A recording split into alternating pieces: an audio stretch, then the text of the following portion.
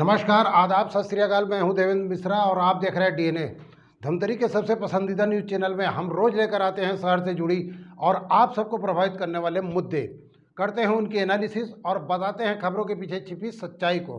गहराई से परख होती है हर उस घटना की जो खबरों की भीड़ में आम होकर गुमसी हो जाती है। हम लेकर आते हैं परिचर्चा कार्यक्रम जिसमें शहर के प्रतिष्ठित लोग शहर हित की बातें बेबाकी से रखते हैं। वही मीडिया की चौपाल में हम शहर के जागरूक पत्रकारों का नज़रिया रखने की कोशिश करते हैं और समझते हैं, जबकि एक मुलाकात कार्यक्रम किसी एक शख्सियत की काबिलियत और नज़रियों को समझने की हमारी कोशिश है। बहरहाल आज हम लेकर आए हैं अपने जिला ब्यूरो की ग्राउंड जीरो से रिपोर्ट। देखिए क्या है आज की ताज़ा तरीन घटना।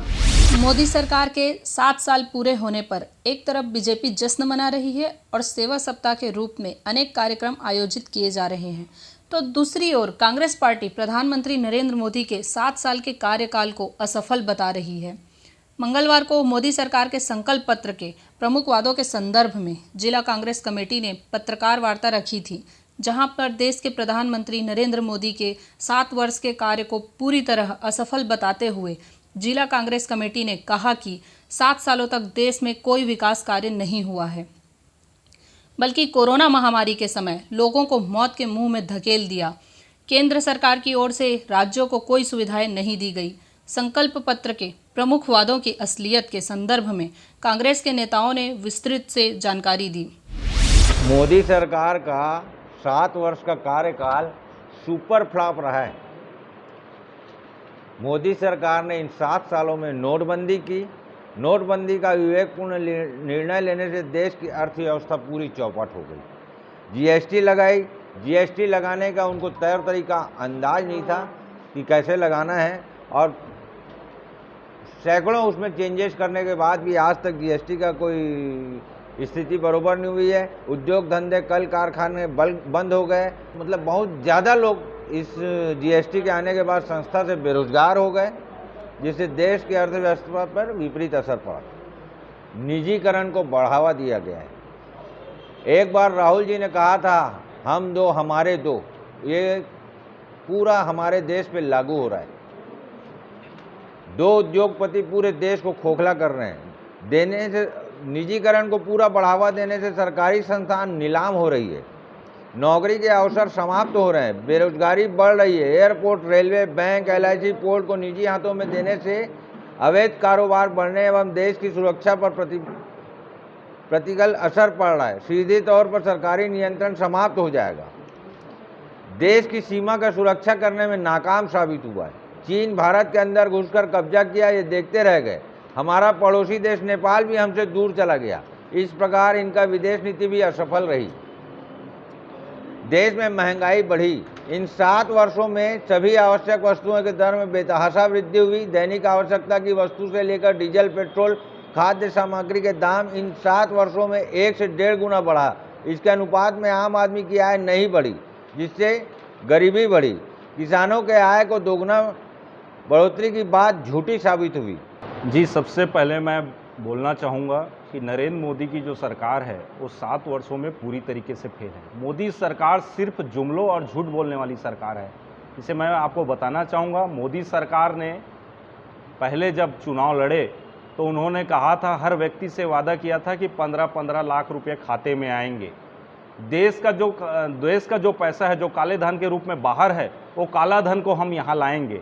2 करोड़ युवा बेरोजगारों को रोजगार देंगे। कहाँ गई ये बातें? कहाँ गई है नरेंद्र मोदी के वादे? नरेंद्र मोदी 7 वर्षों में सिर्फ जनता को उन्होंने गुमराह किया है, और मैं नरेंद्र मोदी की इन 7 वर्षों के कार्यकाल को फ्लॉप साबित मानता हूं। और नरेंद्र मोदी जी ने सिर्फ जनता को ठगा है, जुमले किए हैं, वायदे, झूठे वायदे किए हैं। यही नरेंद्र मोदी की 7 साल की कथा है। कोरोना के काल में हमारी छत्तीसगढ़ की सरकार, भूपेश बघेल की सरकार, कांग्रेस की सरकार ने लगातार लोगों के जीवन बचाने के लिए कार्य किया। भिलाई स्टील प्लांट, अन्य तरीके से उद्योगों के सहारे से पूरे ऑक्सीजन की पूर्ति हमारे छत्तीसगढ़ की सरकार ने किया, न कि नरेंद्र मोदी ने। नरेंद्र मोदी ने सिर्फ झूठा कहा है, और उन्होंने छत्तीसगढ़ की जनता और भारत देश की जनता के साथ कोरोना काल की लड़ाई में असमर्थ साबित हुई है। ये हमारे भारत देश के लिए सबसे दुर्भाग्य की बात है कि जब से प्रधानमंत्री माननीय श्री नरेंद्र मोदी जी सत्ता में, केंद्र की सत्ता में विराजमान हुए हैं, तब से लगातार 7 साल तक भारत कई मामलों में 40-50 साल पीछे चला गया है। बेरोजगारी की बात करें तो 2 करोड़ रोजगार देने की बात कही थी माननीय मोदी जी ने। आज बेरोजगारी पिछले वर्ष की आंकड़े में खुद 45 वर्ष पीछे चला गया है, प्रतिशत के हिसाब से देखें तो। महंगाई आज चरम पर है, पेट्रोल शतक मार चुका है। 15 से 16 बार एक्साइज ड्यूटी बढ़ा करके आज कोरोना महामारी के संकट के काल में भी देश की जनता के ऊपर टैक्स लादा गया है, जो महंगाई बढ़ने का सबसे प्रमुख कारण है। तीसरा, आज किसानों के मुद्दे पर नरेंद्र मोदी अपने घोषणा पत्र में स्वामीनाथन आयोग की सिफारिश को मानने की बात कही और किसानों का जो आय है वो दुगुना करने की बात कही थी, उसके जो समर्थन मूल्य उसको बढ़ाने की बात की। लेकिन आज देखिए कि कांग्रेस के मनमोहन सिंह के कार्यकाल में जितना समर्थन मूल्य बढ़ा था, धान का समर्थन मूल्य 550 रुपये से लेकर 1700 हो गया था, आज मात्र 1800 रुपया है धान का समर्थन मूल्य। और किसान सबसे ज़्यादा आंदोलित हैं, आज पूरे देश में किसान आंदोलन की राह पकड़ चुके हैं। विभिन्न मुद्दों पर देखेंगे, बुलेट ट्रेन की बात चलाने की बात करते थे, लेकिन लोग ऑक्सीजन के लिए तड़पे हैं। कोरोना महामारी के दौरान इनकी अदूरदर्शिता के चलते, इनके नकारापन के चलते, इनके कुप्रबंधन के चलते देश के कई हजारों लोग, लाखों लोग अकाल काल के गर्भ में समा गए। पहली सरकार है जिसको हाई कोर्ट से लेकर सुप्रीम कोर्ट तक लगातार लताड़ लगा रहे हैं, लेकिन ये सरकार कुंभकर्णी निद्रा में सोई हुई है, कान में जू तक नहीं रेंगती। बेशर्म सरकार हो चुकी है, जिसको कोर्ट से भी, न्यायपालिका से भी कोई सरोकार नहीं रह गया है। वो अपने मनमाने ढंग से अपना कार्यकाल चला रही है। 7 साल बेमिसाल, यह नारा लेकर जो भारतीय जनता पार्टी चल रही है, हम मानते हैं मोदी सरकार के 7 साल हर मोर्चे पर विफल रही है। सर्वप्रथम मैं अगर बात करूं किसानों की, जो हमारे अन्नदाता हैं, हमारे भगवान हैं, आज महीनों से वो दिल्ली के बॉर्डर पर अनशनरत हैं, संघर्षरत हैं। उनके मुद्दे पर यूपीए की सरकार की तुलना में हमारी मोदी सरकार ने फसलों का समर्थन मूल्य भी बहुत कम बढ़ाया है। साबित होता है आप किसान विरोधी हैं। उल्टे खाद और कीटनाशक दवाओं की कीमतें भी आसमान छूने लगी है। निश्चित रूप से किसान विरोधी सरकार है, पूरी तरह विफल है। विपक्षी दलों के दबाव में आकर खाद की कीमत कुछ घटाई, लेकिन सब्सिडी देकर खाद कंपनियों को माला माल कर दिया। सीधा सीधा गणित है, 2 लोगों को फ़ायदा पहुंचाया जा रहा है, उद्योगपतियों को फ़ायदा पहुंचाया जा रहा है। अर्थव्यवस्था की बात करें तो भाजपा के संकल्प पत्र में जो वादे किए गए थे वो सभी उल्टे साबित हो रहे हैं। वहीं भाजपा नेताओं द्वारा कहा गया कि कांग्रेस के पास कुछ मुद्दा नहीं रह गया है, इसलिए केवल वे जुमले की बात करना और झूठ फैलाने का काम कर रही है। मोदी जी के कार्यकाल के बारे में कांग्रेस को नहीं पता है। जो कार्य पिछले 70 सालों में नहीं हुआ, ऐसे तमाम कार्य 7 साल में मोदी जी के कार्यकाल में संपन्न हुए हैं। और बल्कि कई कार्य तो ऐसे हैं जो सदियों से पेंडिंग पड़े थे, जिनका कोई दूर दूर तक के हम लोगों को, किसी देश की जनता को ये भरोसा नहीं था कि ये इस पर कोई समाधान निकलेगा। ऐसे कार्य भी मोदी जी के कार्यकाल में हुए हैं। देखिए, कांग्रेस के पास में कोई मुद्दे की बात कुछ भी नहीं है, इसलिए केवल वो जुमले की बात करना और झूठ फैलाना और लोगों के बीच में टूल किट जैसे जो सॉफ्टवेयर हैं उनका उपयोग करके और लोगों को बरगलाने का काम कांग्रेस कर रही है। निश्चित रूप से यदि कांग्रेस का एक भी पदाधिकारी, एक भी नेता मोदी जी के कार्यकाल की उपलब्धियों के बारे में या मोदी जी के कार्यों के बारे में भाजपा के किसी भी पदाधिकारी के साथ आमने सामने बैठ के बहस कर ले, स्थिति स्पष्ट हो जाएगी कि धरातल में उनके आरोपों में कितना दम है। भारतीय जनता पार्टी की जो केंद्र की नरेंद्र मोदी जी की सरकार है, इकलौती ऐसी सरकार है जिसने अंतिम पंक्ति पर बैठे व्यक्ति को अपना खुद का पक्का मकान दिलाया, अंतिम छोर तक बैठे हुए व्यक्ति के घर में बिजली पहुंचाई, अंतिम छोर तक बैठे व्यक्ति के घर में पीने का शुद्ध जल पहुंचाया, अंतिम छोर तक बैठे हुए व्यक्ति के घर तक सड़क पहुंचाई, अंतिम छोर तक बैठे हुए व्यक्ति के घर में शौचालय पहुंचाया, अंतिम छोर तक बैठे हुए व्यक्ति के घर पे उन्होंने तमाम सुविधाएं, गैस चूल्हा से लेकर के उनका प्रत्येक व्यक्ति का बैंक में अकाउंट खुलवाया। जो राजीव गांधी जी स्वयं स्वीकार करते थे कि जब मैं 1 रुपया भेजता हूं तो जनता के पास पहुंचते पहुंचते केवल 15 पैसे बच जाते हैं। डायरेक्ट बेनिफिट ट्रांसफ़र के उपयोग से और जो अंतिम व्यक्ति तक का जो बैंक का अकाउंट खुला है उसके उपयोग से नरेंद्र मोदी जी अगर 1 रुपये भेजते हैं तो वह उसमें से 1 पैसा भी जो है बीच में लीक नहीं होता है, पूरा पैसा हितग्राही के खाते में सीधे ट्रांसफ़र होता है। तो निश्चित रूप से ये ऐसे काम है जिसके बारे में कांग्रेस कभी कल्पना भी नहीं कर सकती थी कि ये काम कोई सरकार कर सकती है।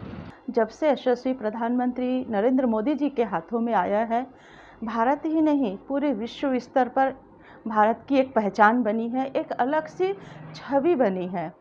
क्या हम यह छवि 60 सालों तक देख पाए थे? क्या हमारे पूर्वज इस छवि को देख पाए थे जो आज भारत की छवि बनी हुई है?